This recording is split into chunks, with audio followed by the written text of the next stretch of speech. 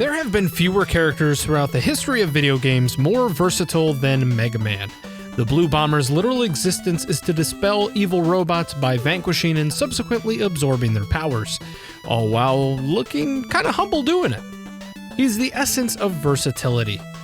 One thing about Mega Man that's not talked about nearly enough is the wide variety of games he's been featured in over the years.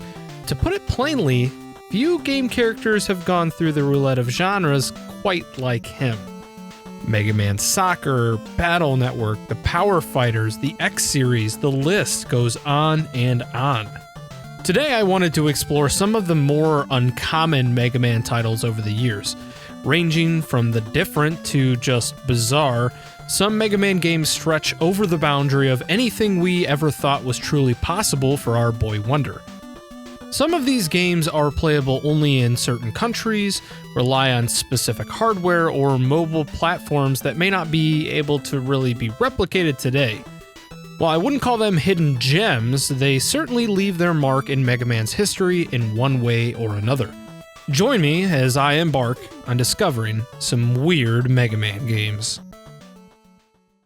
Since my prepubescent gamer self first laid their hands on that free-to-play game from my first PC, you know which one I'm talking about. Pinball games have always had a special place in my heart.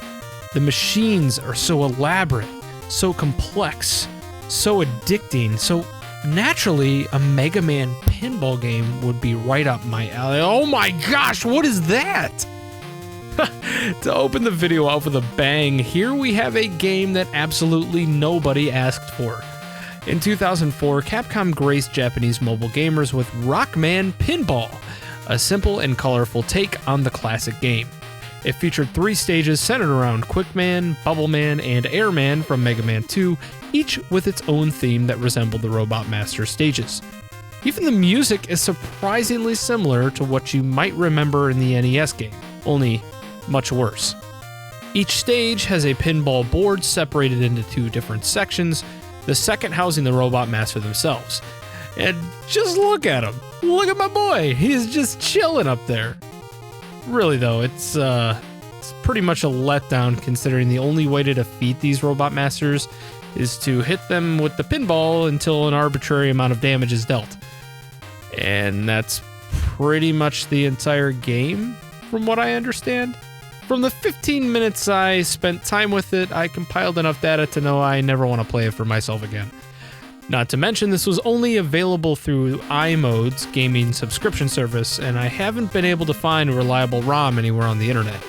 Rumor has it, according to megaman.fandom.com, there is an unlockable Wily stage after you defeat the other 3 Robot Masters, but, you know, I don't really have the time to deal with that. Yeah. This game's pretty much Okay, onwards and upwards to that one game on the list you may have played. It seems like Japan is notorious for getting way more risky games than we do in the West. I mean, how many titles have you read about over the years that just didn't release out here? Mother 3, Terranigma, Police Knots, just to name a few, but one of the Mega Man games exclusive to Japan I was the most hyped for to play was Rockman Battle and Chase. Combine my favorite video game icon of my entire life with one of my favorite gaming genres in racing and boom! Instant hype. So, needless to say, I was bummed that this didn't come out in North America or Europe. Wait, what? This got released in Europe and not the US? How didn't I know that? At any rate, Rockman Battle and Chase is just what it sounds like, a Mega Man racing game. It's got an interesting story where a newly dropped show, Battle and Chase, is offering a 10 million zenny prize to the winner of an extreme racing challenge. The power-hungry Rockman and some Robot Masters enter the competition hoping to exploit their robotic powers in order to score the ultimate prize. Of course, our boy Mega Man enters the competition for completely different reasons and hopes to earn enough money to fix Dr. Light's computer. You know, the admirable thing to do. Rockman Battle and Chase is a pretty generic racing title, but it features 10 playable characters and an unlockable Dr. Wily. You get to follow them racing through 12 courses in order to establish go-kart supremacy. I I'd be lying to you if I said it was a good game, but it's really not that bad. It's about everything you would come to expect from a mascot-driven racing game from the 90s, and believe you me, there were certainly plenty of them. Okie dokie! In fact, the game was set to release in North America just a month after the Japanese and European releases, but was ultimately shelved due to the oversaturation of other mascot-oriented games like Mario Kart 64 and Diddy Kong Racing. US fans were still able to get their hands on the title with the release of the Mega Man X collection on PS2 and GameCube in 2006, but by then it just didn't have the same flair. Just when you thought that Mega Man had covered all the wickets of gaming genres, I present to you Rockman Strategy, a Taiwanese PC exclusive from 2001 developed by the infamous Dream Come True Entertainment. Okay, that was a lie. I don't think anyone has actually heard of them at all. This is one of the only Mega Man games that solely exists outside of Japan, and let me tell you, it shows. For anyone that's legitimately curious at how amazing this game could be, just listen to the synopsis. This is great. Just when everyone thought peace had finally settled on the world, a strange series of biological events started to occur after an unidentified object crashed on Earth. The world was shocked by a series of earthquakes, and concurrently, plants throughout the world began to grow and wither at high speed. As news reports began to flood televisions across the globe about these catastrophes, and scientists try to discover what is causing it, the infamous Dr. Wily made a TV appearance shocking the world. He announced that he was somehow behind these events, and that unless the populace cooperate and give in to his demands, the world would be doomed. Sweet. Sounds like pretty much every other Mega Man game. But yeah, I digress. Not gonna lie, this game sounds pretty lit. Although this is a traditional strategy game, it contains much of that original Mega Man flair. However, unlike its predecessors, Mega Man cannot use any of the powers acquired from Robot Masters he defeats. He must solely rely on his Mega Buster and other inherent abilities to best his foes in battle. The game still consists of multiple stages, each with its own boss, but the gameplay is completely different than a standard Mega Man game. There is no platforming, no more button mashing to fire as fast as possible, and the game is focused on a completely different aspect of gaming. You guessed it, strategy! It's a slow-moving game with pre-scripted moves in each turn and a slow-burning gameplay that honestly leaves a lot to be desired. If you're looking for an action-packed Mega Man game with this title, I suggest you look elsewhere. Hey, how many of you guys are familiar with the Wonderswan? You know, that handheld gaming system that so many Mega Man fans hold near and dear to their hearts? Oh, I'm the only one? Well, I'm not gonna lie, playing this game is really the only reason why I even purchased one in the first place. When many of us think of Rockman and Forte, we think of the Super Famicom exclusive that didn't have the balls to drop in North America, leading me to spend countless dollars to import it over here, at least until the Game Boy Advance came out. What if I told you there was another Rockman and Forte game with completely unique robot masters you've never, ever played against before? Well, before you call me crazy, here is Rockman and Forte, Challenger from the Future. This is a one-of-a-kind title from Bandai that acts very similarly to Super Famicom's counterpart, with completely different stage design and bosses. To top it off, some of the music tracks in the game actually represent music from a completely different Robot Master in the series. Better yet are the completely unique Robot Masters from the game: Dangan Man, Conro Man, Aircon Man, Camuso Man, Clock Man, and Compass Man. Look at Compass Man, he's freaking awesome. It's a fun game, at least considering it is on the Wonderswan, but I can't say it's a system seller or anything like that. To be quite honest, almost any official Mega Man game on the NES, SNES, or PS1 is better than this clunky piece of junk.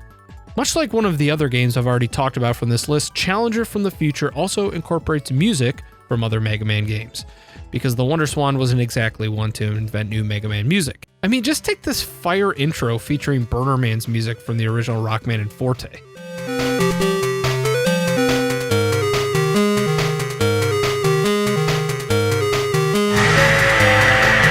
It just sounds so odd. Not to mention the plot setup translates to something like this. My name's Rockman Shadow. I'm a robot with great power. I won't forgive those who don't obey me. Stop harming everyone. Who the heck are you? How can it be? You look just like me. I've come to end the life of the Rockman who I hate to this day, but somehow this situation is different than usual. Forte, I don't have time to be concerned with that now. I must hold back these robots. Ugh. Can't be helped. Wily's laboratory is near this city. I won't carry out war of attrition here. What the hell is even going on here? Everything about this game is strange. The sprites are larger than Mega Man 7, the story makes no sense, the game just feels off. Pretty much one of the only redeeming qualities I can think of is that for once, Mega Man and Bass actually have completely different weapons. Hey, at least that's something. What was meant to be a system seller didn't quite work out the way Bandai had anticipated, and eventually even Mega Man succumbed to the mediocrity of this game. Shelved, for few to see again. Okay, so we've covered a few turds from the Mega Man franchise here, so I think it's only fitting that we talk about somewhat of a hidden gem. Wily and Light's Rockboard, That's Paradise, was a Japanese Mega Man exclusive released back in 1993 toward the end of the Famicom's lifespan. It plays very similar to Monopoly, in which characters traverse back and forth around a board in hopes of achieving world domination, or something like that. I remember uncovering a ROM of this ages ago, but this is the first time I've ever been able to actually play a translated version of it, and it's honestly a bit of fun, unless you don't care for Monopoly. Monopoly. Everybody had Monopoly. Everybody had it. Nobody liked it. Oh man, did I really just put a Dane Cook clip in my video? I honestly wouldn't be sad if you unsubscribed for that. This game features 5 playable characters: Wily, Light, Roll, Dr. Cossack, and his daughter Kalinka. There's 4 playable boards to choose from, and aside from some subtle differences, they all pretty much play the same. Cards range from Eddie to Rockman and Proto Man, and even several Mega Man bosses that each have varying effects. It's a good bit of fun and definitely a game I'd come back to play with friends. I especially love the clip at the end where this bird robot maniacally just laughs at whoever comes in last. Roll, you suck. The final game I want to talk about today is the vaguely known DOS sequel to Mega Man on PC. Mega Man 3, The Robots Are Revolting. Wait, what the heck happened to Mega Man 2? Ah, screw it, we don't even follow the same storyline anyway. Speaking of storyline, check out this gem of an opening.